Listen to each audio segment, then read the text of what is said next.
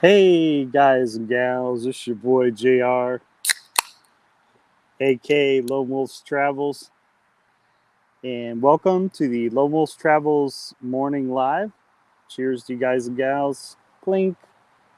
Hope you guys and gals are doing well out there. Once again, my name is JR and I host the Lone Wolf's Travels YouTube channel. And so if you're coming across this for the first time, please check out the Lone Wolf's Travels YouTube channel.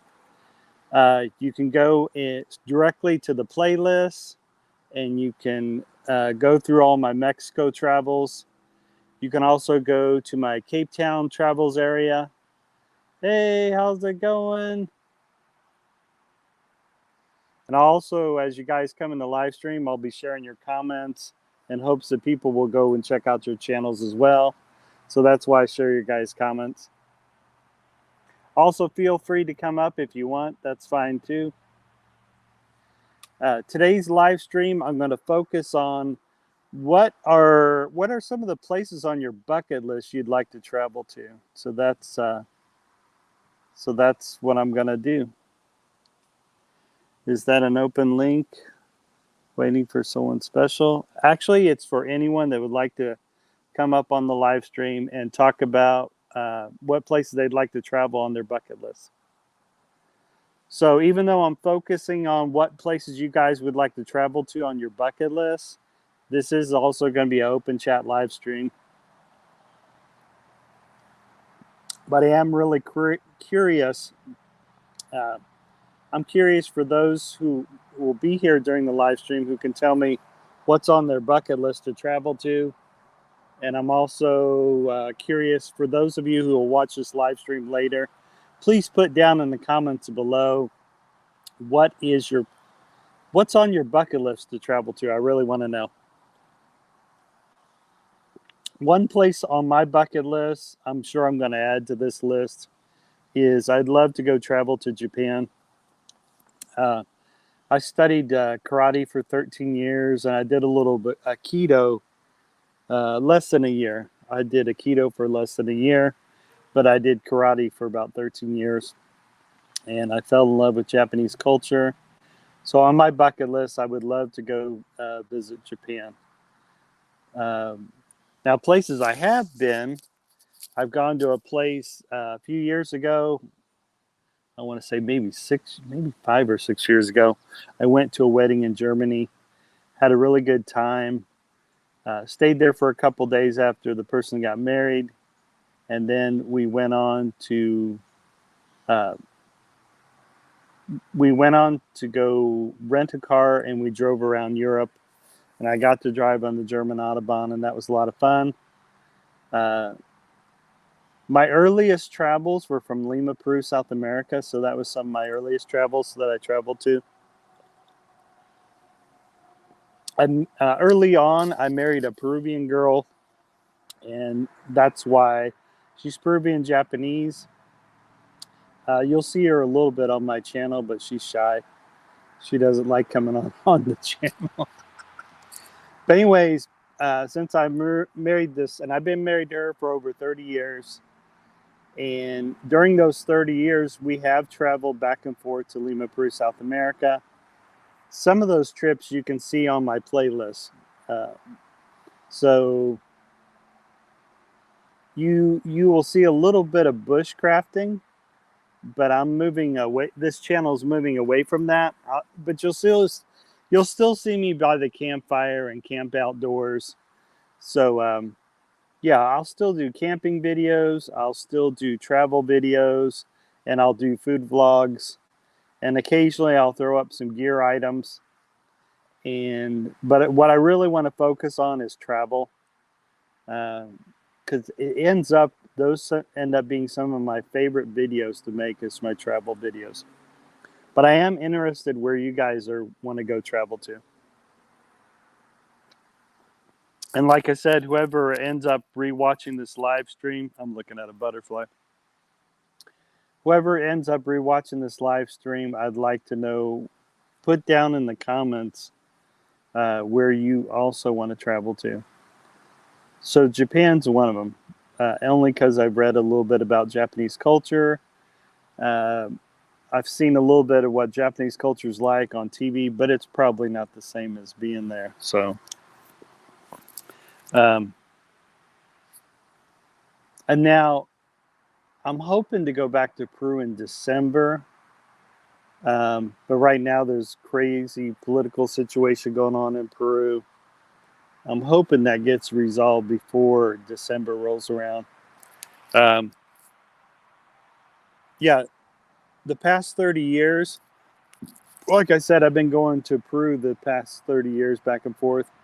I haven't gone in a while. Uh, the pandemic stopped me from going to Peru for a while. Uh, the only thing that's stopping me now is um, the political situation. But some of my wife's family, of course, has to travel back to Peru because that's where they live. Um, Now, if the Peru thing doesn't happen in December, my plan is maybe in the middle part of next year, go back to Mexico. I love traveling to Mexico. Yeah, my most recent travels last year, I went to Puerto Vallarta, Mexico, and I went to Sayulita, Mexico. The first week I spent in an all-inclusive resort in Puerto Vallarta. The second week I rented an Airbnb in Sayulita, Mexico. I compared the prices; they were both pretty comparable. Um, yeah, even if I travel and rent an Airbnb somewhere, I don't go crazy with the. Uh, I end up finding restaurants that are really reasonably priced. So that's probably why the Airbnb. That's probably why the Sayulita trip and the Puerto Vallarta trip were very similar in price. Even though in one of them I rented an Airbnb. Would you prefer my studio gear or is my cell phone audio acceptable? Yeah, I'm sure your cell phone audio is acceptable. Yeah, that's cool. Yep. Yeah, cell phones are cool. I've I've had people do both, but yeah, you can come up on your cell phone. That's just fine. Um, so yeah, and then a few months ago, I was in Puerto Vallarta, Mexico, or less than a month ago, I believe. Yeah. Well, I'm starting to go into the second month, so it's almost 2 months ago. Anyways, less than a month ago, I was in Puerto Vallarta, Mexico, and I stayed at the Reef Hotel, and it's an all-inclusive resort. If you've never done the all-inclusive resort, I definitely recommend it. It's definitely the way to go. You know exactly how much you're going to pay for your vacation, which is pretty cool. And then all your food and drinks are provided the whole time you're there at the all-inclusive resort. So I enjoy it. Um, Now, Japan, if I ever go to travel to Japan, I'll really have to do my homework and trying to find really good deals. I'm guessing that would be an expensive trip. Or at least I've been told Japan's pretty expensive. But oh, also on my travel playlist, you can find Cape Town, South Africa trip. That was pretty awesome. Uh, we rented an Airbnb in Cape Town, South Africa for a week, and it was reasonably priced. It was pretty awesome, and I enjoyed the Cape Town, South Africa trip. At the time, my daughter was studying abroad in Cape Town, South Africa, and we stayed there a whole week and had a blast. It was awesome. Some of the beach towns in Cape Town, South Africa reminded me of some of the beach towns in Lima, Peru. It was really cool. It was wild. But yeah, I'm really itching to get back to Peru. Um, my wife's family has a place in San Bartolo, which is a beach area. In Spanish, they call it the playa. So San Bartolo Playa is really awesome. And yeah, I always have a good time when I visit my wife's family down in Peru. It's always really good times. I've been to Machu Picchu and I've been to Cusco. Just make sure whenever you go visit Cusco that you don't go during the rainy season. And my wife's pretty good at. So yeah, do your homework. Find out which months are not in the rainy season, and go to Cusco then. So, but like I said before, I travel back to Peru. I'm waiting for the political situation to get better. So right now, at least according to my wife, right now the political is not affecting people traveling to Peru right now. So I think there was a time the only thing I think one time travel got disrupted because the air traffic controllers went on strike. So I think that's when. But as far as I know, travel's okay now to do. So, but like I said,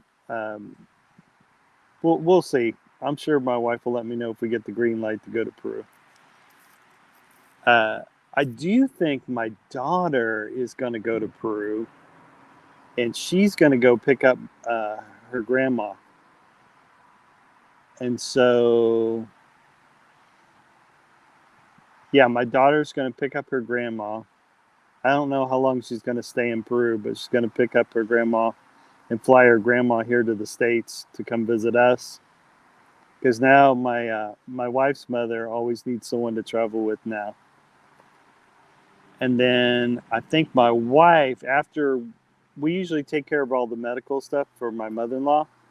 So after we take care of all that stuff, my wife's going to fly with my mother-in-law back to Peru. So parts of my family are going to get to travel to Peru probably before I do. So my favorite time to travel, though, to Peru is December, the end of December into January, because it's the start of summer in Peru. That's why I like to travel during that time. So that's my absolute favorite place to travel, is late December into January, because then I celebrate Christmas, and then I ring in the New Year's in Peru. That's the most time. Anytime I have been in Peru, it's usually been late December into January, and then I get to celebrate Christmas and New Year's in Peru. That's my favorite time to go whenever I do go to Peru. All right, here we go. What is up? How's it going? I am Caucasian Sasquatch. How you doing? Pretty good, man. I like your channel name. That's cool. I'll be honest with you. I just wanted something kind of cryptic, and after digging through all of the Yaren, Yowie, Sasquatch, Bigfoot channels, Right. I'm just as a last ditch effort before going to a totally different concept. I went, "What about a white Sasquatch? Right. Channel, And it's catchy. Sasquatch Caucasian, Asian, channel, Yeah. Caucasian Sasquatch. Nothing. There is nothing out there." I No one love. has ever uttered those words. Right. And yeah, it's really unique. And not only that, people Thank will you. remember it. Yeah, people will remember it. And you can search it and find me. That's the most important part.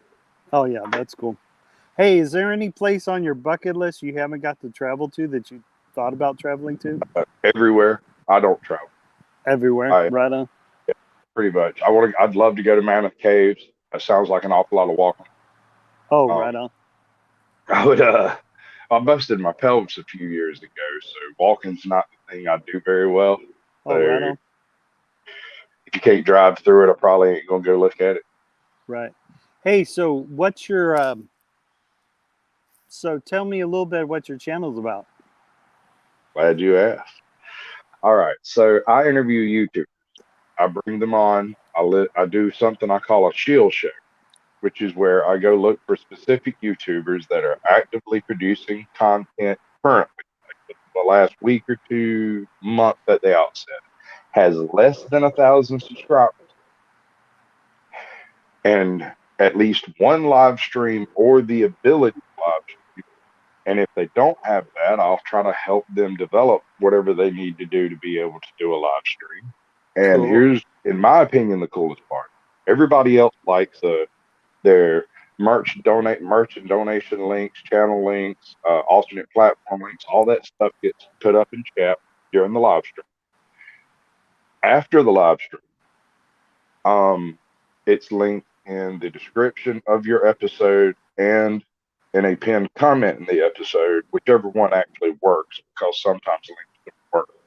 Right. Sometimes it works over here and doesn't work over there. So I just don't know. And after the stream, which is about an hour long, I edit it down, take out all of the the little coughs and stuff like that. I edit all that stuff out. I edit out any copyright claimable material, and then I upload it as a finished Sasquatch Shields episode to the channel that will stay there public ad perpetuity. Right? Oh, So cool. anyone can show up, find your episode in my stack, click your links, and go to your channel, assuming you still have it. Right. And I've learned this: if you change your channel name, it does not change the links from my episode, which is something I didn't know until like yesterday, day before. That's cool. You can change your name to whatever you want. When they click the link in my description, it still go to you. Oh, that's cool. Now that doesn't work with PayPal and other stuff. That stuff changes. I have to manually change. But basically, we discuss your YouTube content. If you want to talk about other stuff, we can, but I do not bring up anything that's not publicly available in your YouTube content. I also don't ask any questions about politics, children, religion, what type of oil you use, whether you put your toilet paper over the top or under the bottom. None of that matters. Butter side up, butter side down. Who knows? Right. That's cool. Right. Doesn't matter. Yeah. But you travel. You're running around doing stuff. What are you doing? Well, part of the reason I changed my channel name is I was, I was getting into bushcrafting as a hobby, Right. and but I also was doing gear reviews, and I also was doing travel videos, and I also was doing food vlogs, and then one day I noticed I was doing less and less, and I did a camping video, I think. But one day I noticed I was doing less and less bushcrafting and more travel and food vlogging. And I said, man, I ought to really change my name, because I think your name should try to match your content that you're doing. Right. I'm still interested in doing my bushcraft. I'm just not so interested in throwing it up on video anymore. I'll tell you what. You happen to breeze through Georgia anytime in the next year or so, give me a call. I have a beautiful place to do bushcraft video. Oh, cool. Right on the edge of a swamp, there's an enormous lake. You could call it a pond, a lake, a beaver pond, whatever, but it's like 17 acres big. Cool. You know, it's freaking beautiful out there. Yeah, there's this one channel. It's called the Outdoor Gear Review. Yeah. The guy's name is Luke, and he is more of a gear and adventure channel, but occasionally he will throw up some bushcrafting videos. But his channel really is about testing gear, and so he named his channel really awesomely. The fact that it's called the Outdoor Gear Review, because that means he can still film adventures and gear, and then if he wants to dabble in the bushcraft, he can. But he definitely he didn't tie himself into a specific niche, which I thought was really cool. I thought that was cool. Yeah. Well, I knew when I started my channel, I had 3 primary purposes. One, I just wanted to mess with YouTube. Right. 2, I wanted to meet specific YouTubers and have a conversation with them so I could ask specific questions, either about specific videos or about specific events, right? Things I know they were at. Cool. 3, I want a Brandon Herrera 50 AK. And I don't think there's any better way than to become a famous YouTuber to get one. Cool. Are you familiar with Brandon Herrera? I am not. He has his most famous bit is called Gun Meme Reviews. but Cool. he's building the first semi-automatic AK-50, AK-50 caliber repeating shot Kalashnikov build. Wow. And if he ever manages to get it to work and not blow up, I would like one Oh, wow. very much. Just So- to have him sign it, hang it over the freaking mantelpiece. So is he like a gunsmith or something? Yeah, he lives in Texas. He runs an FFL. He custom builds guns for custom. Oh, cool. If you want a gold-plated Desert Eagle with a Scorpion on one side and a pearl handle grip, he's the man to talk to. He could do it. Then you have it done. It will be done, and it will be done very, very well. Hold on a sec. I got to take myself out of the sun. You're good. It's your channel. That's how that works.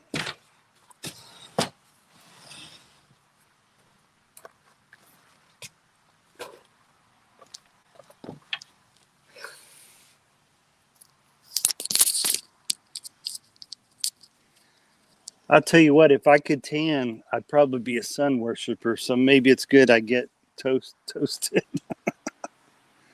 Oh, I don't know. I get moon burn on a stiff night. Oh, man, I tell you what, I could put on the highest SPF and I still manage to turn red. It's really weird. And what's funny, my dad and brother, they after they sunburn a little bit, they tan. I just never tan. Oh, I tan eventually, but it takes a while. It's like putting paint on. You got to keep doing coat. Right. One summer, I spent about 2 months, 3 months just beach bumming around St. Simons, Jekyll, Edisto, all the little coastal islands down here. Right. I was 17 at the time. And we went down there on vacation, and I just got misplaced because I went and did some work for some money and then went and got drunk and woke up on the wrong island. Oh. It took me a while to realize this Oh. isn't St. Simons. Because you could walk around those little islands and they look all exactly the same. You know, Oh, yeah. You probably get lost real easily. Well, the thing is I had passed out on a boat, and I had woke up on the same boat at what appeared to be the same dock. And I walked onto the dock and went back to the campground, only there was no campground. There was some dude's yard. Wow. Which left me very confused and very hungover. Oh, What? no. But eventually, after a while, I overheard somebody at a bar say the island name that we were on, and I looked over at him. I'm like, hey, anybody in here got a boat? Because I'm supposed to be one island down, and I just figured out. I've been there 2 days. Oh, man. You figured there'd be like a name on a building or something. I never really went up into the island. I just wandered around the beach, went to barbecues and stuff. That's cool. You go find somebody who's fishing. Wait. See, that's what I love about travel, because then you run into stories like that. And I mean, I got plenty of streaming services that I watch, and I remember movies that are made. But I tell you what, man, I remember trips that I went on about. Sometimes I remember trips that I went on about 30 years ago. And then sometimes, of course, I remember the ones I've gone on just a few months ago.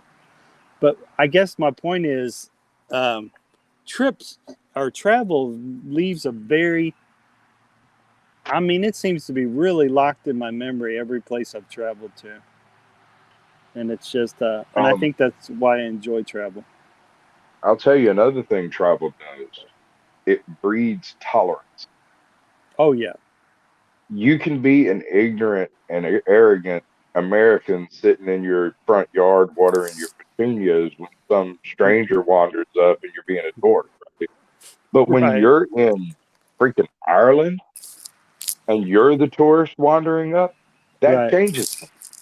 Yeah, it changes the dynamic. Significantly. Yeah. Yeah. And like I said, it breeds tolerance. And I don't mean the weird, like, LGBT type of mandatory tolerance. I mean the actual thing where you encounter things you don't understand and you eventually get over it. Humanity tolerance, yeah. Yeah, it's and you're so right, because that's why I wish more and more people could travel, because I find out that the news loves to point out how different we are from one another. But when you go Yeah. travel, there's so much hospitality around different countries. You get to enjoy their hospitality. Yeah. And I'll tell you a guy, he traveled to a place I'd be afraid to travel to. This one guy traveled to Iran, right? And on all these buildings had all these propaganda stuff about America, right? But then when he went into the homes of actual Iranians, just everyday Iranians, it's come on in, here's a plate of food. Let's have a beautiful conversation. Some of them really love America, and so there's a disconnect, like especially if a lot of Iranians have had interaction with Americans, and vice versa. If a lot of Americans have had interactions with Iranian, it really breaks down those walls. And what's funny, then it frustrates the governments because they see people from other countries getting along with each other, and then they realize sometimes what the government throws out isn't what the people really think of another country. Almost always. Yeah, and it was so neat to see that, You said it at the very beginning. Propaganda. Right. That's tough. Yeah, no, we're people, and I can prove it. I can prove it to anybody with ears and eyes to see. Mm-hmm. If you take a man, you hand him a hammer, he hits his thumb, what sound will he make? Ow. Yeah, that's universal. In almost every language. He'll go, ah! Yeah. That's human. Yeah. If you tickle a person, they will laugh exactly the same way the world over. Mm-hmm. If you frighten a person, you get an unplanned response. That unplanned response will go one of two ways. They will squeal like a girl and run away or try to, or they will squeal like a girl and then take a swing. And right. Every person with a pulse. Now you've got the freezers. Sometimes people freeze up like a deer in the headlights. Right. Also, and universal. It really is. Completely off base, but I'm trying to put together a title for the stream on this. Mm-hmm. Is Earth? Okay, first of all, are aliens real? And is Earth a prison planet? That's kind of cool. That discussion, it depends on who shows up in chat. It could be really cool. It might be 10 people sitting around going, dude, I ain't know what you're talking. That's funny you bring up. There's this guy whose book I'm reading, and I wish I had the book in front of me. I didn't think I was going to talk about it. But anyways, this guy loves math, and he's run the numbers. And it might be. But anyways, this guy's ran the numbers, right, on how many possibilities there could be Earth-like planets kind of like ours. The Drake equation. The numbers are out there. The only thing that's sad is we're too far away to travel to find these. Yeah. I can answer all of the questions about why we don't know about aliens already. It's not that hard to figure out, assuming one is something. Yeah, when you look at the history when you look at the history of humanity on Earth, we seem to just spring fully formed from Zeus's forehead around 2 million years. Right? Just, there's people here. Okay. What if that's when we got locked up? Like we did something nasty out in the galaxy, and they don't exterminate races. Instead, they reduce their population enough and lock them into a planet because they're dangerous. And then they don't talk to them. They become a black site for the alien galactic government. And no, it's a verboten place. You're not allowed to go there. And these abductions that we keep hearing about are these crazy conspiracy theorists that are swearing that the humans are real and that they're over here on this planet. I'm going to prove it. Every time they come in here, they just get sucked up by the galactic government. So we got crazy conspiracy theories over here about aliens being real and crazy conspiracy theories of aliens saying humans were real. That would be it. I would think Um, anyways, I love the fact that this dude used math to prove that there's probably other planet Earth-like, kind of like planets. And this one guy even thought of if the atmospheres are a little bit different than ours, then different animals and plants, and even maybe humanoids, may even have a different physiology depending on what their planet's allowing. Right. You know? Well, the Drake equation takes three assumptions as given. One, that other Earth-like planets actually, that out there somewhere is a planet, at least one, with exactly the same ingredients that produce life. Now, Well, there's one assumption that a lot of people make when it comes to the Drake equation that I'm not sure is actually a viable assumption. Panspermia. The idea that life developed trillion years ago, and the planet that life developed on blew up, and now bits of that life are colonizing other Earth-like planets wherever it falls. And in that case, it would all be based on the same genetic profile. well, what blows me away, before the Earth was formed, or literally stars had taken themselves out, and then little by little the Earth was formed. But here's what blows me away about time. And let's see if there we go. Let's say the Big Bang started at my shoulder, and guess where human history's at? On my arm. Also on your shoulder. It's actually under my fingernails. The Big Bang starts here, and then all of a sudden things go, and then boom, right under the fingernails is all of human history. My point of showing that kind of physical scale is our human minds can't grasp that long a time. No. Well, like we can grasp hundreds and thousands, but not when it starts going past trillions and billions. And once you get past about 800,000, the human mind cannot. Mm-hmm. If you've ever actually been to a concert, saw the 800,000 people that were at the concert, which that was actually only 80,000, right? Not 800, 80,000. Looking at a full stadium, it is difficult to comprehend these people as people. They might be just little cutout figurines. You wouldn't know. Mm-hmm. Hell, even tried that a while back to make the stadiums look more full than they were. They cut out on the chairs in between people because you had to say.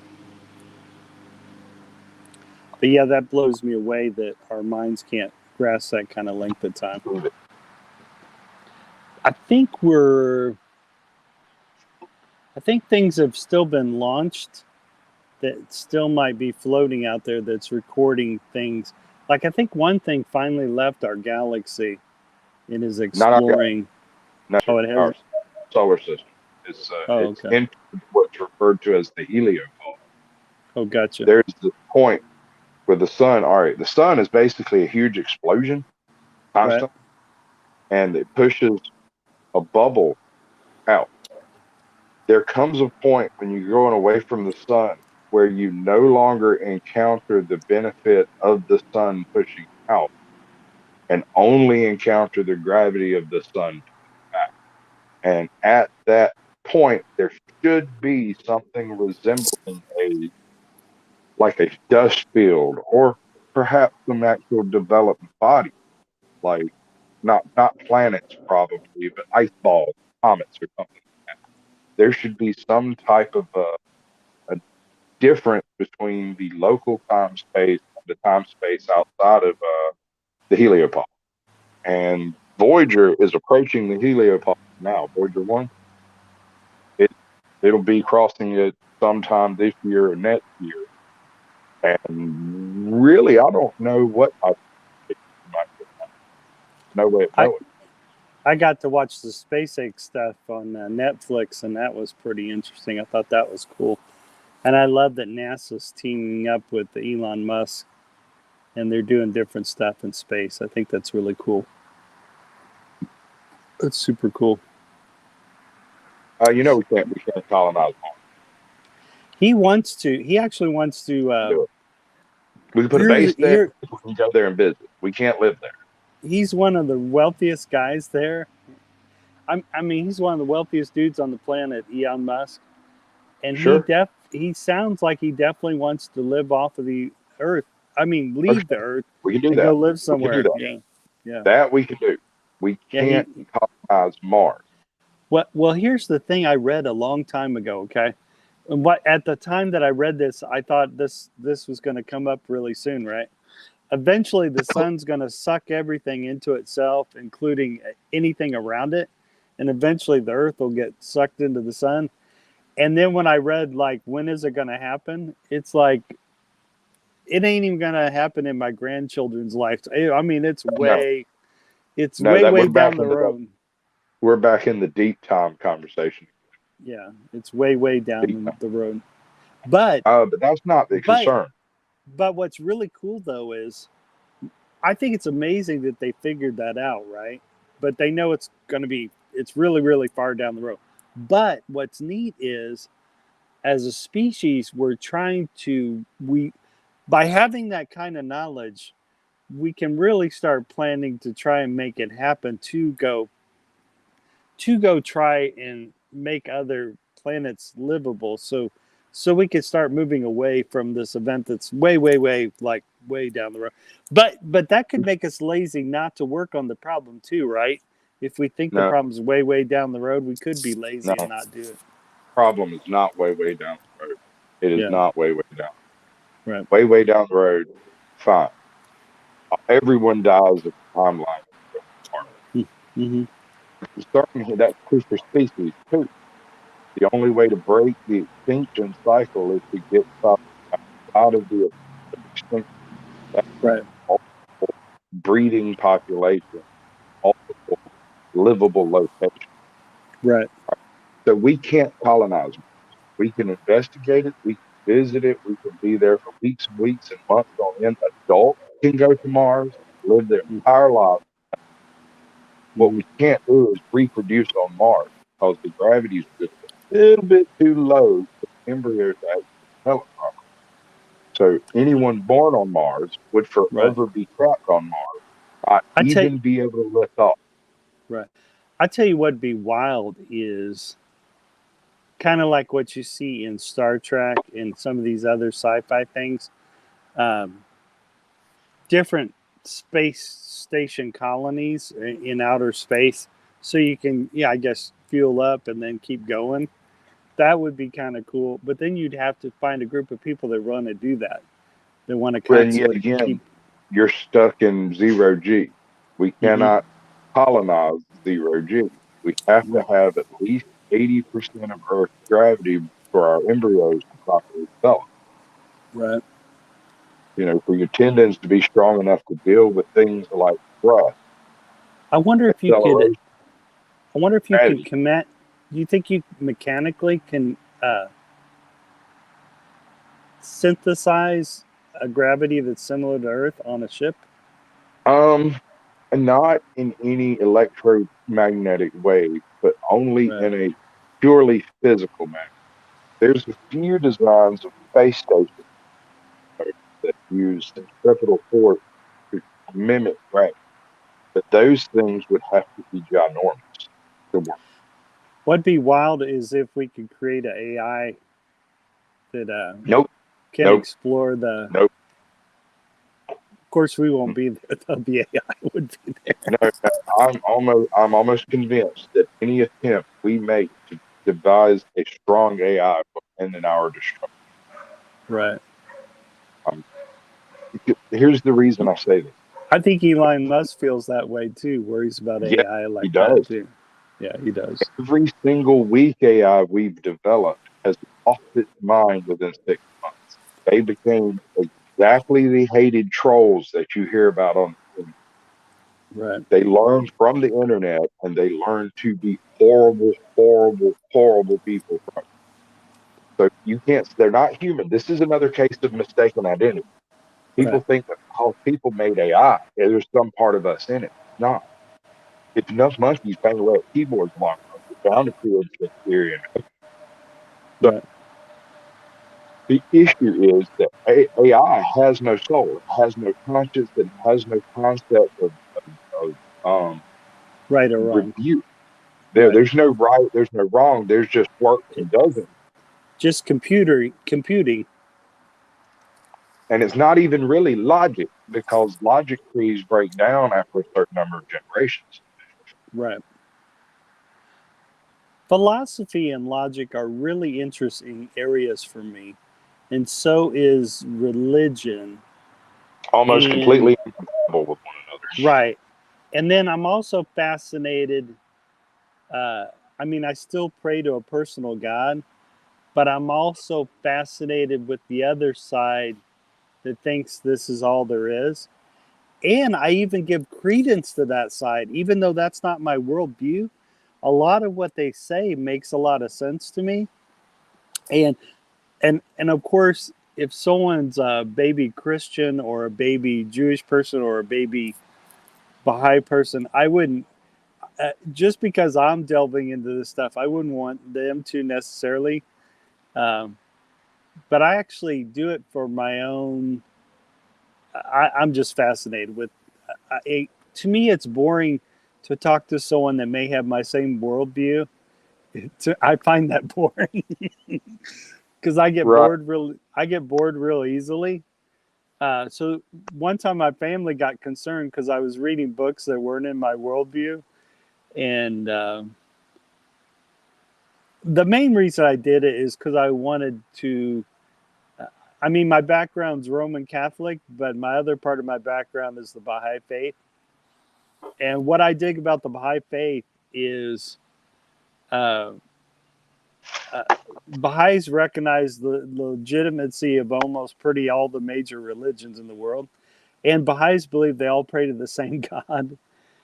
And Uh, but I'm also fascinated with Buddhism because Baha'is recognize Buddhism, but yet Buddhism, even though Baha'is recognize Buddha as a manifestation of God, Buddha really doesn't seem to talk a whole lot about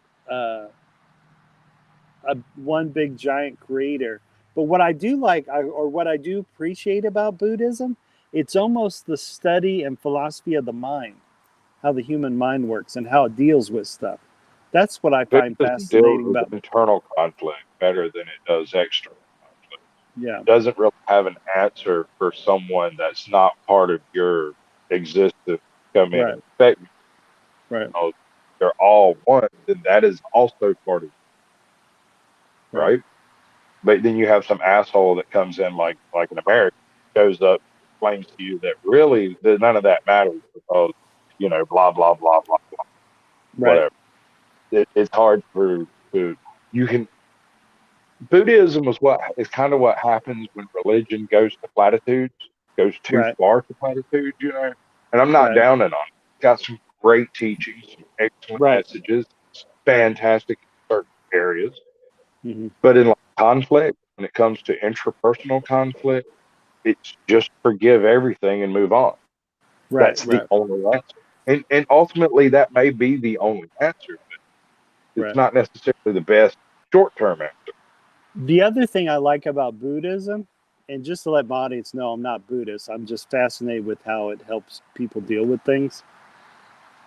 I love the fact that a Buddhist, they, I mean, they're human beings. They struggle with everything we struggle with. But what's neat about the Buddhist teaching, it's about like if someone is ignorant and attacking you or causing or calling you all kinds of crazy names, for the Buddhists, they look at it as an opportunity to practice patience and kindness and And their compassion. peace. Yeah, Yeah. You just let it roll and off it. I get right, it. right, right. And I think Christians have that in their pantheon too. I think Christians have that in Cool. Christianity, Yeah. or to be more Christ-like and stuff like that. But what's But funny, the motive. you have to Yeah. make a difference there. There's a distinction between Oh. American Christians and the rest of the world. Oh yeah, Because yeah, yeah. American Christians tend to carry their First Amendment real close to their heart. So they Right, be saying stuff. right. I and it is. You're right. There is a clarification. What's What's funny is there's a variety of different Christians around the world, right? And then there's some Christians, before they became Christians, they might have been Buddhist first and then became a Christian. And then I find those people still practice a little bit of both. They practice Buddhism, but they still practice their new religion, Christianity. And uh, what's neat about Christian communities, they are starting to socialize with Buddhist communities around the world, and they're learning from each other. They're not Oh, no, they're not trying to that's not convert. They're not trying to that's convert not each noted. other, but they are learning from each other, which is cool. Back in It feudal Japan, when Christians, Jesuits, Buddhists, Confucianists, Taoists, and the various other religions invaded Japan around 1348 or so. Initially, Japan was very interested in these foreign religions. They new people, new culture to trade with. There was this idea that it wouldn't affect Japan. It just was, more diversity, I guess you could call it. And there was this big push to try to familiarize everyone with the different religions, kind of as a cautionary tale of like, if you leave Japan, this is what you're going to see. And that's not what's pretty sure at the time Shinto was the dominant religion. So at first, for the first 150 years, these people were welcomed with open arms. They started monasteries. They established freehold. They set up little communes. There were little Buddhist temples popping up all over. Then a different shogun come into power. And when he came into power, he said, "Look, y'all don't understand what these people are doing. They are subverting the very culture of Japan and must be exterminated from its shores entirely." And proceeded to attempt to do that. When this occurred, the Taos, the Zoroastrians, those weird people, the Jesuits, no, the Christians, but not the Jesuits, and the Buddhists all set up an underground communication network to get religious persecuted out of Japan. Oh, The cool. Jesuits set up their own system because they were a little more tightly funded by the Catholic Church or whoever funds the Jesuits. Right. They're weird. They do things that other things just don't do. Like, do not be surprised if you go in the deepest part of Black Africa and you find a Jesuit nun standing there among headhunters just chilling. Wow. Right? I mean, this is not even unusual. When Marco Polo went to China, when he got there, he met a Jesuit priest, the first man to ever go to China. Right? Wow. He met a priest in China that was already there. Wow. He was a Jesuit. And that pretty much tells the story of Jesuits. Their primary mission is to go out and teach the people, the peoples of the world. Well, evangelize, right? Right, exactly. Strongly, like even more than our American practice. Serious Yep. about it. You ever come across a set of Mormons while they were out doing a mission? Oh, I've had them knock on my door, and I end up talking to them for too long, and they end up going like this: "Hey, there's other houses we got to hit. Yeah, We'll totally talk got to to you go get later." some other people. And they after me doing that a few times, they stopped coming by. They did. I gotta go. I talked too much of the Baha'i faith to them. But I live in a tiny town. Tiny. I'm right, talking like 40,000 people. right. Like 40,000 people, half of them are kids. Maybe over half. Oh Anyway, wow. we get these random Mormons that show up, rent an apartment, wander around, do their evangelizing and stuff, and they go home. And this one day, because they're always knocking on your door wanting to talk to you, I ran across some at the library. Right. And I decided I'm going to talk to them. So I sat down, and there's two of them, and dude, one of these boys was a corn-fed Midwesterner, about 6'7", maybe Oh wow. 210 pounds. Looked like Right. he had went and bought a sheep to make his shirt because it was perfectly tailored, but Right. ginormous. Wow. The thread count was beyond compare. Anyway, so I sat down and talked to him for a little bit, and the big guy kept thinking that I was trying to troll him. Little dude was like, "No, no, no, Ezekiel, step away. I'll talk to him. He's not violent. Not hurt me." We sat there and talked for 2.5 hours. And then I found out when I moved into my new apartment the next day that They were my neighbor. Oh, cool. So when I moved in and paid my deposit, and there was no oven, there was no stove, there was no microwave, water wasn't turned on, there were holes still in the wall. And I was like, nope, I'll take it just like it is. I want to get my deposit back. So just don't do anything. I'll move everything in and I get my deposit back guaranteed, right? And they were like, yeah, I guess so. I said, fantastic. Thinking I'm gonna paint it up very weak. Okay, whatever. So I moved into the place and had some stuff delivered to install into the and but ended up working late the day that stuff got delivered. Get home and it's not there. All of the packaging and everything's in the trash can out front. And it's there. Someone had come into my house, hooked up all of my appliances, turned on my water, ran all the air out of everything, hooked up my TV, and fixed my cable. Wow. And they locked the door when they left. They also grabbed a handful of my old collectible Dungeons and Dragons books that were stacked up in a corner and stacked them up on the table, perfectly centered and square, with all the papers pulled out that I had marked pages with, and post-it notes stuck on the pages so that it wouldn't damage the spines of the book. And I got home and I stood there, standing there looking at my living room, realizing someone also swept my couch, vacuumed the floor, and I think my dishes were washed because I didn't have any water. I had some dirty dishes. I hadn't been turned on yet. I was like, Right. I haven't been robbed. In fact, there's more stuff here than there was when I left, and it all worked. I was a very confused puppy for some. And I stepped out the door one morning going to work, and there they were standing there, standing in their suits and everything. And I was like, y'all have been in my house. He's like, do you live there? Yes, sir. Yes, sir. We installed everything and cleaned up a little bit. Oh, that's cool. I almost wanted to hug the man. That's I mean, that was really a good cool. 4 hours I didn't have to deal with.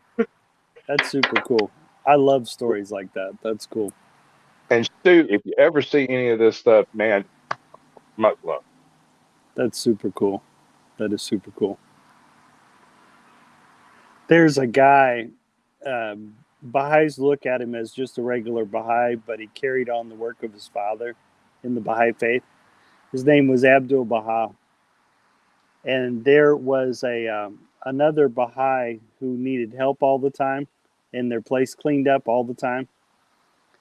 And one day the Abdul Baha went and cleaned that place. And then one day he was really, really busy.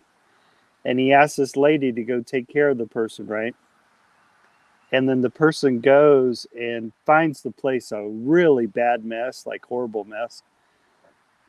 And so the person comes back to Abdul Baha and complains a little bit, right? And then Abdul Baha explained to that person that he had been taking care of that place for years and years, and here he only asked that person to go to it once to help clean. And so that made me think of that story. So, but yeah, that's awesome. Hooked up all your stuff My and then stuff, everything. had everything all nice and clean on the table. And went and dug up the water meter where you turn the water on and off. Oh, They went cool. and found it wherever it was. I never did find it in that place, but they went and Wow. found it, turned the water on, went to the front office and signed off on all the deliveries, all of the hookups. They may have been being paid for this, but I really don't think so. Right. Really don't. They seem to be just great people overall. Right. I like what the Buddhists, how the Buddhists look at karma. Karma doesn't necessarily punish everybody. No, you get what you put into it. And you know, Chris Rock pointed that out. He says sometimes karma doesn't go get the bad people. Because a lot of people love to say that to you. Oh, karma will get you. But I like what Scripture says. It says you reap what you sow. Yeah, And that's another good one. And then I Not like as what many details. And I like what the Buddhists say. They don't believe you can run away from your bad karma, but what you could do from here on out is to do nothing but string good karma the rest of the way. you know. Hmm. But But it'll mix in with the bad karma you've already accrued, and yeah, you can attempt to offset the but they effect. but they really believe you can't run away from your bad karma. They don't fear it or anything. They just have that in their philosophy.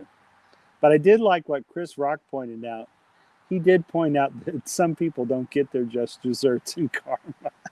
That's true. Now, the You don't know. Baha'i, You can't prove I, that. I like what the Baha'is believe. They believe it's better to receive your punishment here than to receive it in the next world, because in the next world it's a little longer. So it's much better to get. But uh, the similarities between Christianity and the Baha'i faith is um, they believe you can pray to your personal God and He will forgive you no matter what it is. But then you have to show that you really meant whatever you asked forgiveness for.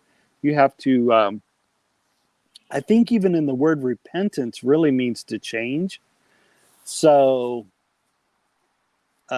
let's say you were drunk every day, right? But you asked God for forgiveness for being drunk every day, but yet you still kept drinking every day.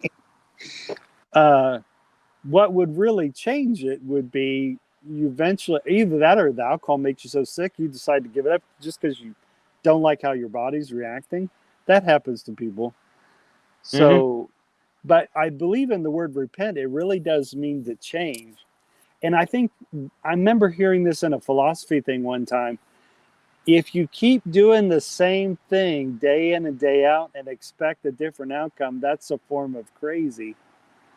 So you can't expect a different outcome if you still keep doing the same thing, uh, whatever the goal is. If you set up a goal and really don't build the right steps to that goal, you'll never achieve that goal. True. So, Also, the saying that I really, really kind of, there's a couple of them. You hear people say the devil is in the details. That's because they forgot to manage the details. yep, Right? that's true. If they had handled the details would never have been a problem. Exactly. Uh, because the problems pop up from not taking care of the details. Take care of all the details, you generally don't run into a problem. And I'm a Right. firm believer in having a plan, even if you don't do anything associated with the plan. And Right. here's why. When you get in front of the judge and he goes, "All right, Mr. So and so, can you explain yourself?" "Well, Your Honor, this was the plan. I This could is the lay it out. This is what we were doing, and this is where it went wrong, and this is why I'm paying fines now." right. And I,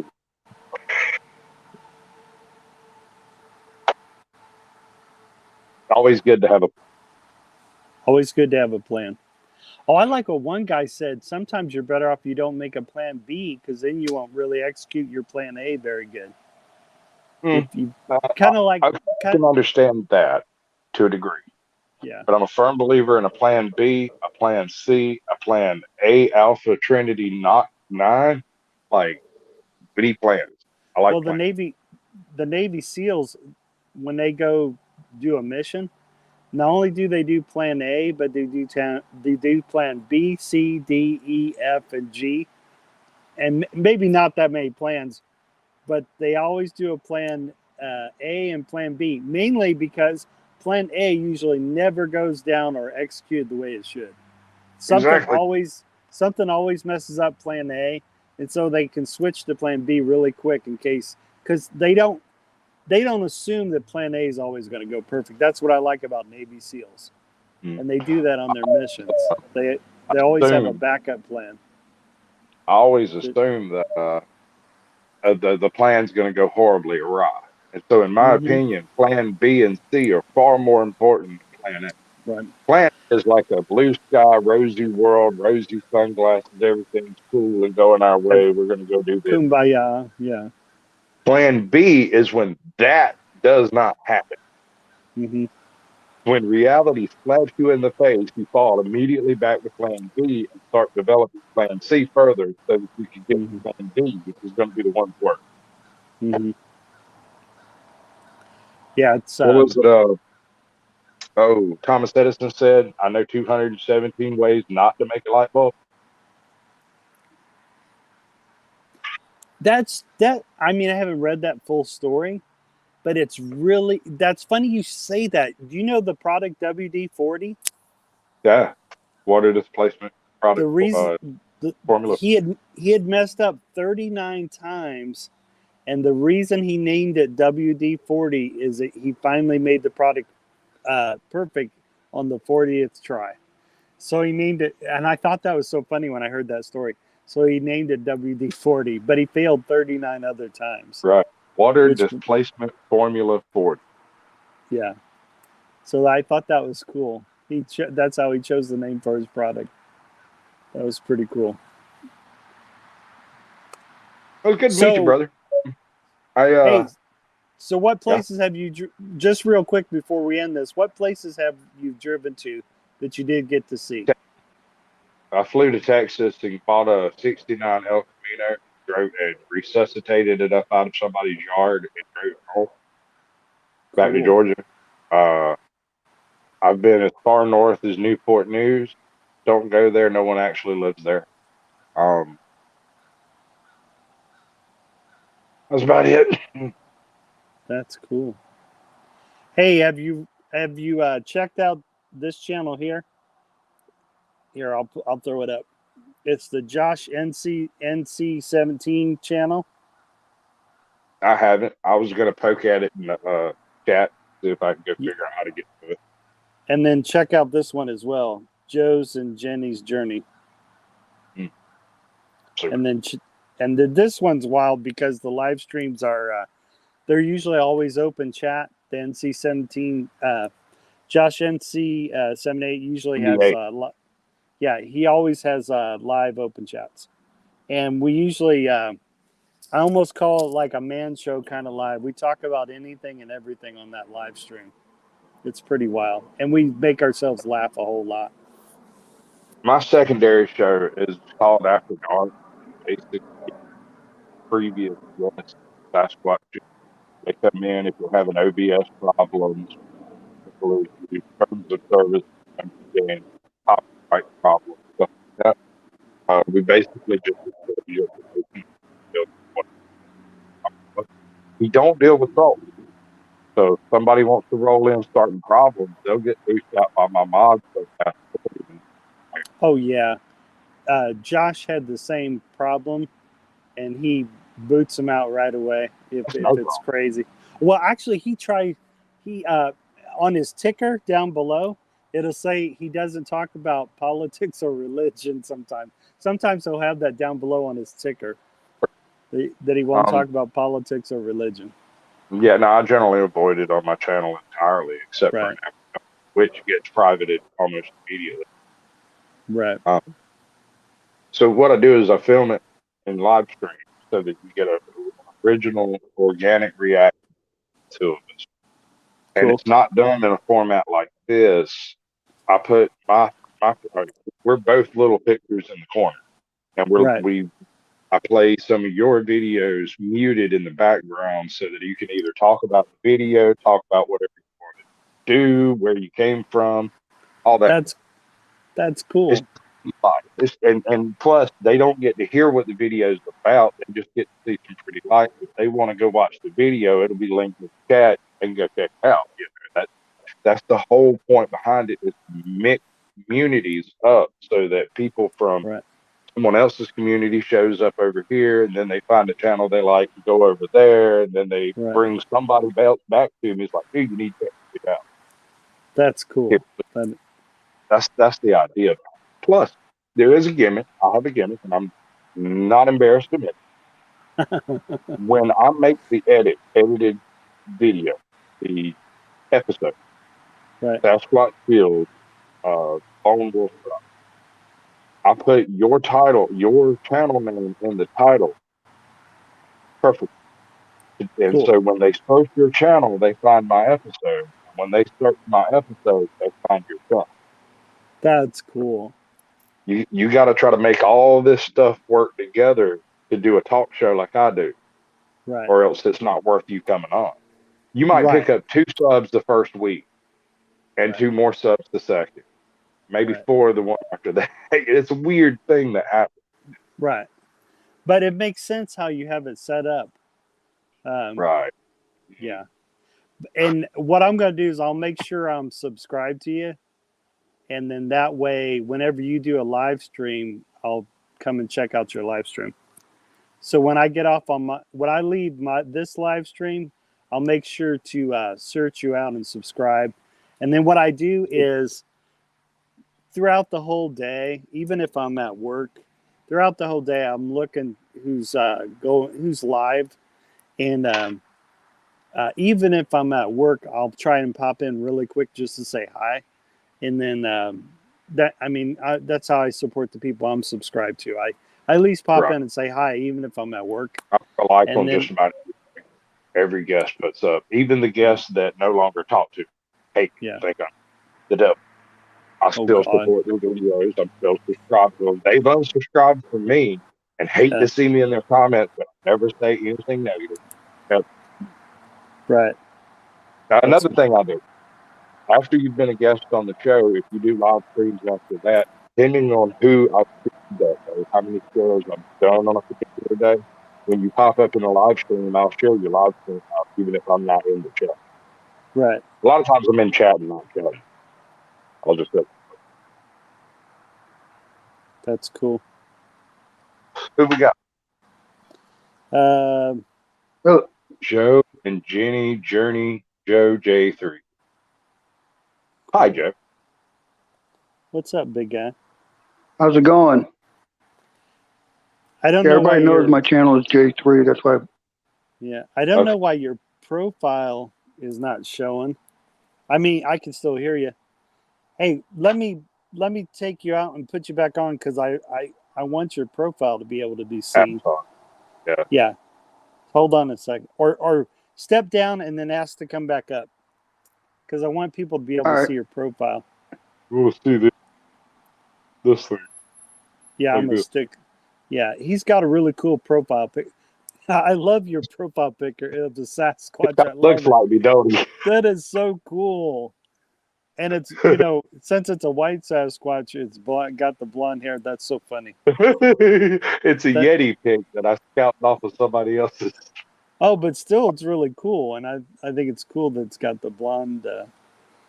And okay, now I'm going to bring him up, and now I see a symbol, so hopefully it'll Looks like. show. He's got a there. It is. It's got a really cool profile symbol. Hey, Joe and Jenny's Journey. Describe your profile picture. It's really cool. What it You is, can make it's it big. two hands that. Yeah, take me to large screen, Jr. Oh, okay. Do. Here, let me get to the layout real quick. Layouts.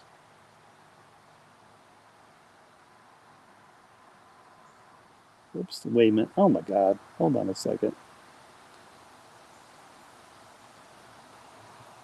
Why is it not doing it? Do. Keep hitting the buttons until something. I don't know Already won why. the lottery. I'm also on my cell phone, Yeah. but that shouldn't Yeah. matter. Makes it a lot Actually, harder. But since Anyway, my wife's Oh from well. the Philippines, right? So one hand is the I, Philippine I've got one. flag, and the other one is the American flag. Yeah, and behind And that it looks like they're making a heart is symbol. That's cool. yeah, that's what it is. A good friend of mine made it for me I about a think year it's ago. awesome. I think it's really awesome. It's a cool profile symbol, and I like Caucasian Asians profile one as well. Um, Sasquatch. the issue you're having right now talking is lag. If he's outside of the US, then his lag is going to be about 3 to 4 seconds longer than my lag. So when you're talking across that distance, I add another 2 seconds to my pause, right? if I know I'm dealing with somebody who's further away, the natural conversation that people have is usually too quick for the internet. So you'll see me clench my teeth 3 times before I speak in between interchanges. When you're dealing with 3 people, the timing's completely off, and when you're dealing with lag that goes longer than 3 seconds, really hard to not hear it as just dead air. Oh, right on. You know, That makes sense. Yeah, Caucasian. I'm right here in the Ozark Mountain area of Missouri. oh cool. I got another buddy over yonder named Ozark Yeoman. He's over in Missouri, I believe. Pretty sure. He does Right. like outdoor reviews and basically political commentary, sort of. He's funny. I think he's funny. I don't I think try he's not. right. I try not to get into any of those political channels. Simple fact being, you get into some of them political channels, you get lost in them. Yeah, when I was in high school, my history teacher was a former state police guy, and he was still he's a bodybuilder, and he was warning the class never to talk about religion or politics. And then I raised my hand. He said, "Go ahead, JR." I said, "Those are my 2 favorite things to talk about." And then my teacher told me I'm going to have a long road ahead then, since those are my 2 favorite things to talk about. But they really are. But I respect people's live stream. Like if I would come on to Joe and Jenny's or even Josh's, I try to be careful not to go too crazy if I do say any kind of politics or any kind of religious stuff. I try to make it super general. Oh, that's cool. Alfie, cool. That is cool. Yeah, I've actually got to vacate my apartment today, JR. Oh, where are you moving to, man? Well, I got an application. They're doing a background check on me right now at another complex. Cool. I'm going to try to get to. You know what's funny? That won't be. I won't be able to hear anything from them for at least 2 to 3 weeks. Well, no problem, brother. I'll still keep keep tabs on you through Facebook, man. That's cool. And then just know where to find me here. Yeah, you know where to find me on YouTube whenever you get everything hooked back up, man. That's what's cool about this YouTube community. Yeah. It's really, even if people haven't heard from me in a while, I eventually holler them at Facebook or even in my TikTok. And it's so cool, man. It's almost like I can hit the ground running, even if I haven't hollered at them in a while. So, and the other thing I like about this YouTube community, if you have been gone for a while, they'll go, "Hey, man, how you been? Are you okay? How's things going?" It's really cool.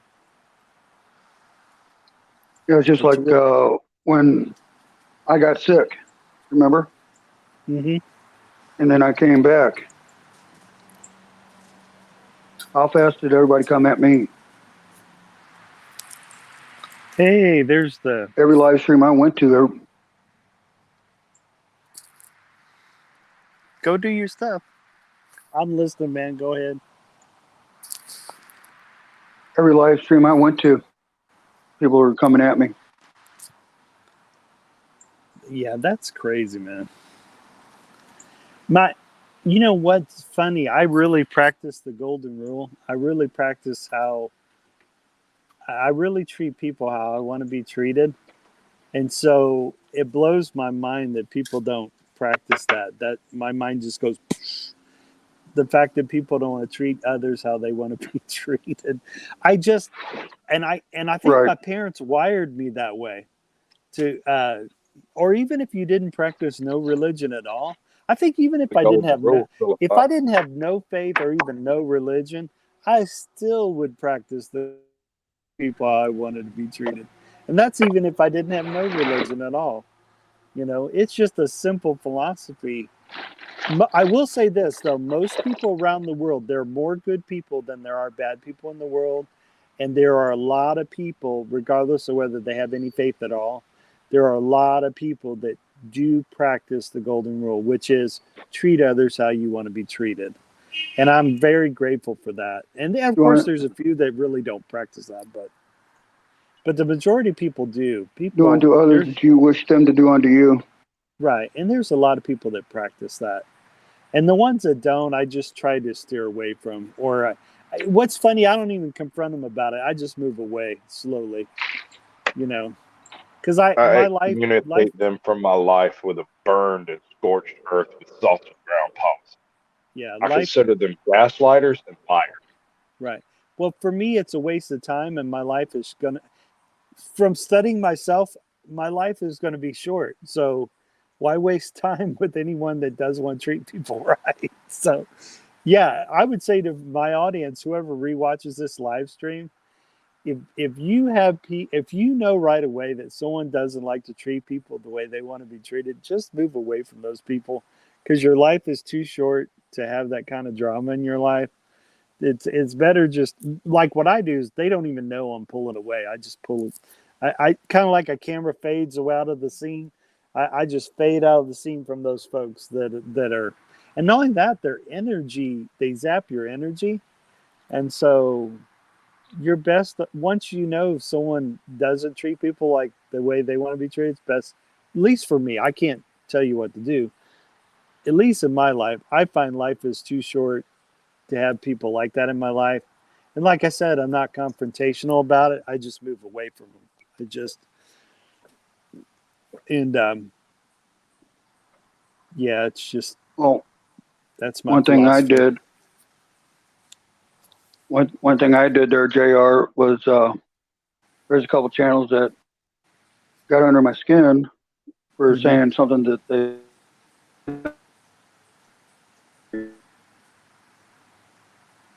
realized that I pulled away from. Right. Um, I find once people know who you, I find, now this is just me, the the people I make friends with, and that the people, whether I make people with friends here in my personal life, my public life, my professional life, anyone I have in common contact, if they get to know me for any amount of time, they find out what I'm really made of. And then I find when people say something that's really not true about you, other people that really, really know you, they're going to know that right off the bat, whether someone's not saying something really true about you. So I leave those people to their own devices, you know. Like people that gossip about other people, I look at them as the foam that rides up on the waters. Uh, if you ever notice the foam on the when the ocean comes into the tide, that foam gets smacked up against the water. To me, people that talk ill of people or say lies about people, to me, those people are that foam that gets smacked up against the rocks. So I don't pay much attention to the foam that gets smacked up against the rocks. So, but yeah, my I'm losing my. philosophy is, oh, your signal, no problem. Do. He Oh, seems cool. take care, brother Caucasian. Yeah, I gotta do it. Y'all be cool. Don't let the man Hey, get you man, down. stop into my live stream every time, anytime, brother, because I Yeah, like how you talk. I try to.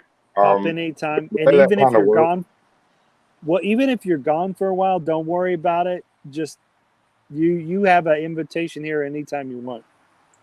appreciate it. I do a live stream roughly 3 times a week. Okay, Generally not on Tuesdays. It's Tuesday, Thursday, and Saturday, 8 p.m. Eastern. okay. Yeah, I work on Uh, Saturdays, but even if I am working on Saturday, I'll still pop in and say hey. that's fantastic. And I host most any channel that is interested in talking about their content, pretty much. And it's a Cool. one-on-one like this with some of your stuff going on and some of your things happening in chat. Everybody gets to ask questions. It's pretty good. It's pretty fun. It's laid back. I don't get into nothing technical or nothing difficult. It's That's your cool. content that you made, so you should be able to talk about it intelligently, right? Right. That's cool, brother.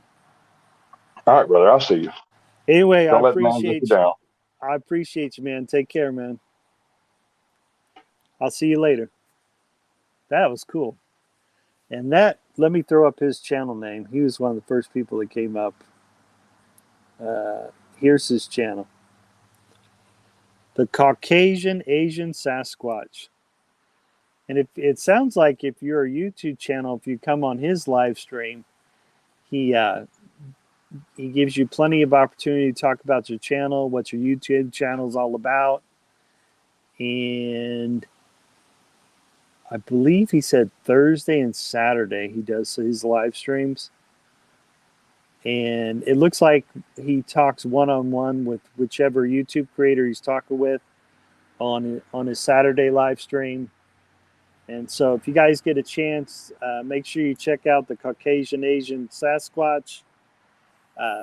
Whenever, I'm not ending my live stream yet, but whenever I do leave this live stream, I am going to make sure I go check out the Caucasian Asian Sasquatch, and I'm definitely going to subscribe to him. And then once I'm subscribed, I can start following his live streams, which is cool. A lot of the people in my YouTube community here, what I'll do is I'll hit the subscribe, and it'll give me a list of everyone I'm subscribed to. And I basically look for that icon that says live by their name. And I occasionally, I'm not able to make all the live streams, but I try to make as many live streams as I can to. And if I can't stay very long, I at least try to say hi to them. So I'm going to show off people's comments that came into the live stream today. And the reason I'm showing off your guys' comments is that way when people replay this live stream, they'll come and check out the channels whose comments I'm sharing here. Whoa. So let me do that. Let me, so I'm going to share out your guys' comments here.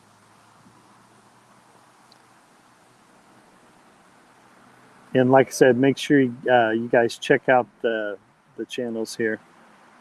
So this is Joe and Jenny's Journey, Josh NC78, and then also check out this channel, Caucasian Asian Sasquatch. So I'm glad I just shared out your comments just now.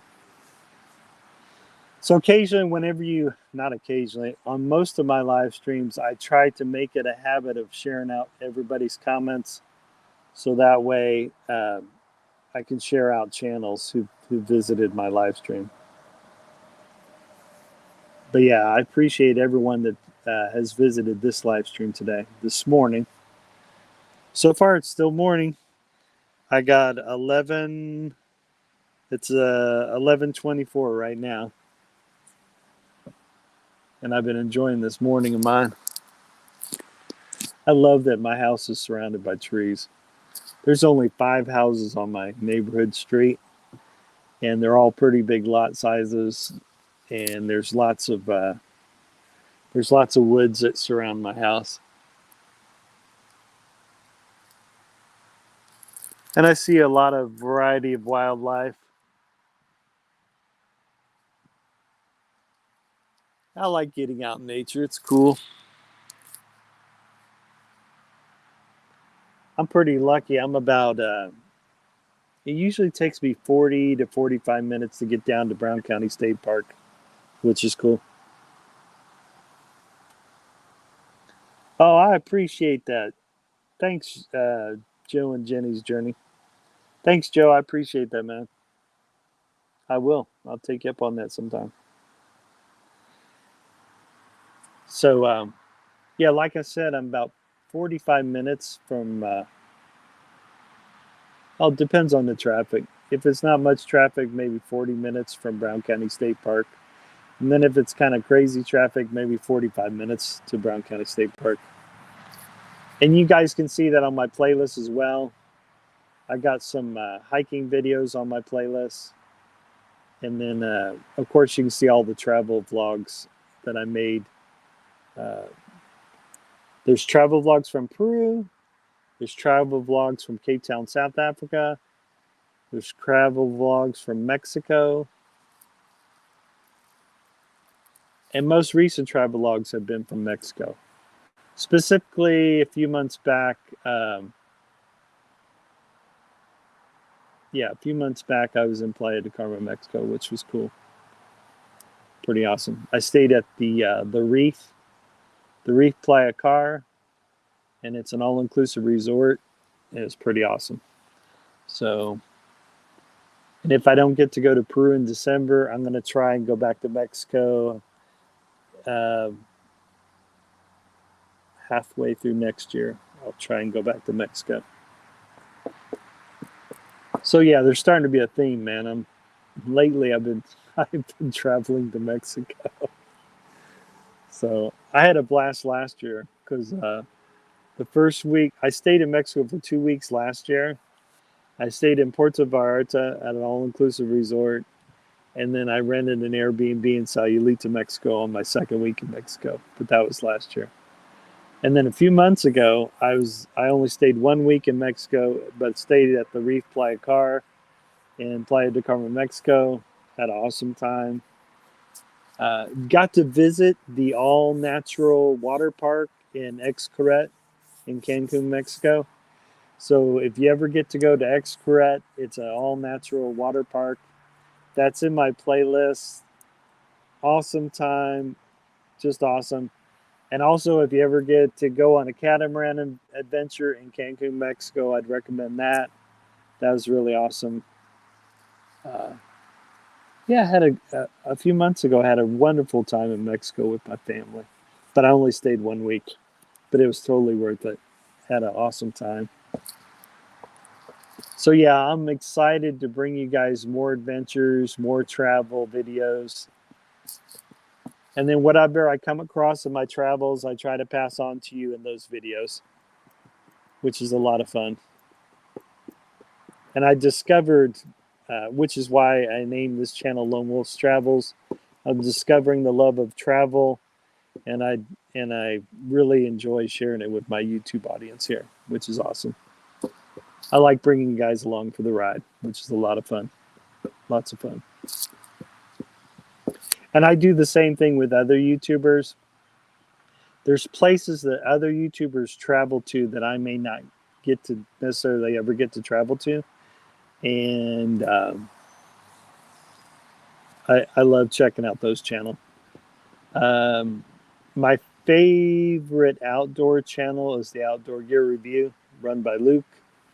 He's a really awesome outdoor channel, the Outdoor Gear Review channel. My other adventure channel, who also has a lot of guns on his channel, is the Nut and Fancy channel.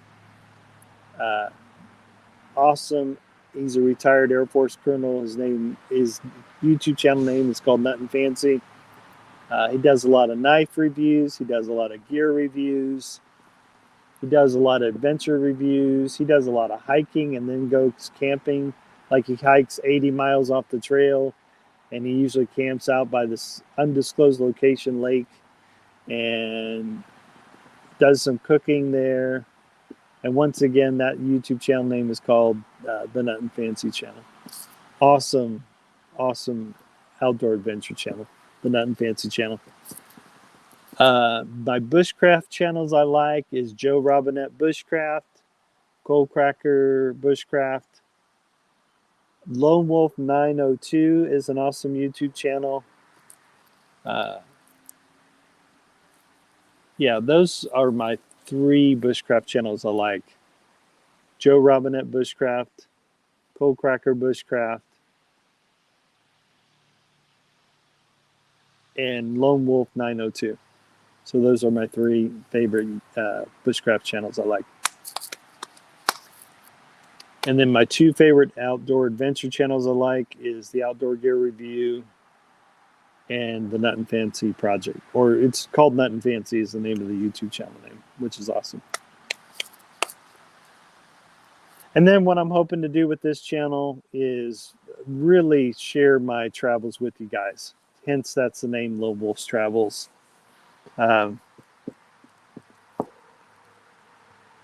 It's almost well, it's 11:30 in the morning here. If I'd gotten out here earlier, I would have done a campfire if I'd gotten out here earlier this morning. I ended up messing with my lawn a little bit earlier this morning, which is why I don't have a campfire going. So right now the temperature is okay. I could almost do a campfire, but it's starting to get to that one temperature where you don't want to have a campfire, or it's not too far off. So that's why.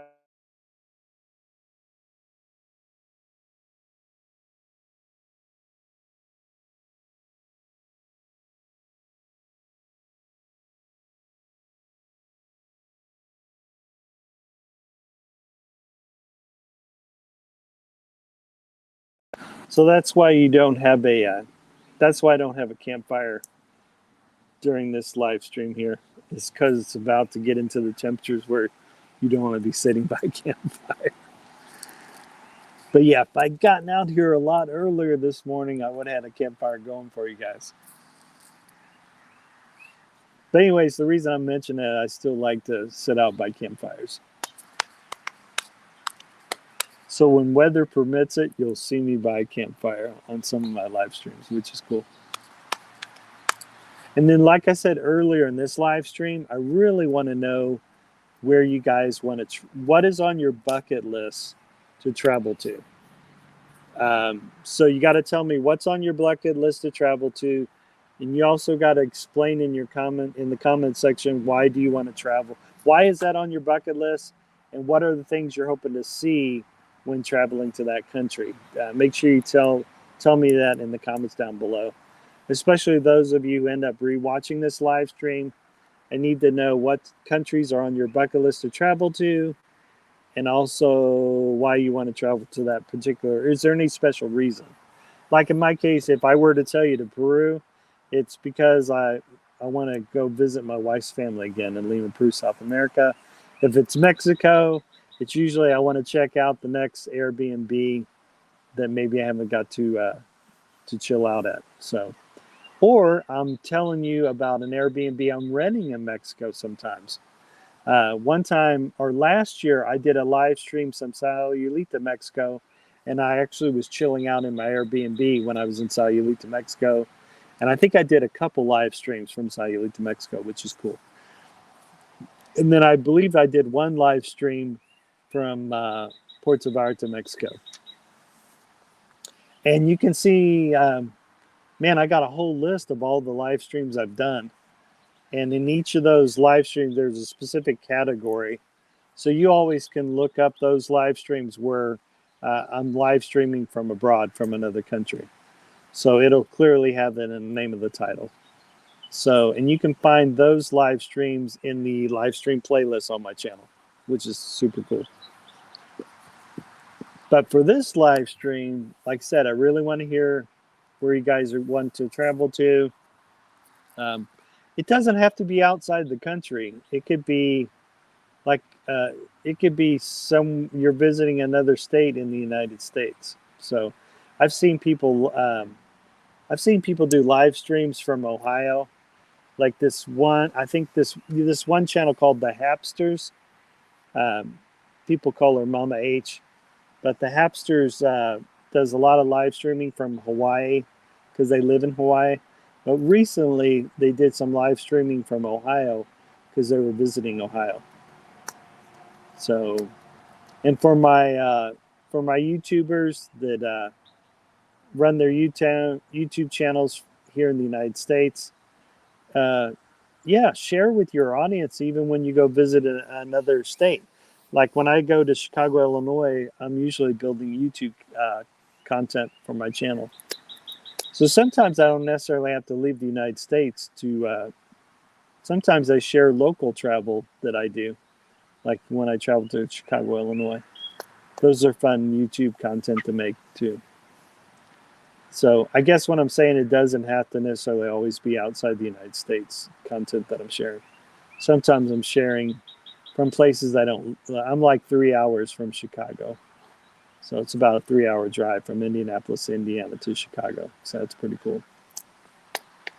So I love sharing those adventures with you guys as well. So anyways, I hope you guys and gals are all doing well out there. Thank you to everyone down in the chat for commenting during the live stream. Thank you to Caucasian Asian Sasquatch for being a co-host. Thank you to Joe and Jenny's Journey for co-hosting for a little bit. I know you're only up here for a little while, but thank you to Joe and Jenny's Journey. And a big thank you to Caucasian Asian Sasquatch for being a co-host of mine. Thanks for coming up, and I'll make sure I'll check out your live streams as well. Anyways, this is your boy JR, aka Lone Wolf's Travels. I'll talk to you guys later. Peace. Take care, everyone. Later, Gators, and I'll see you guys in the next live stream. Cheers. Take care, everybody. Have a good day. And I'll see you in the next live stream. Later, Gators. Take care, everybody.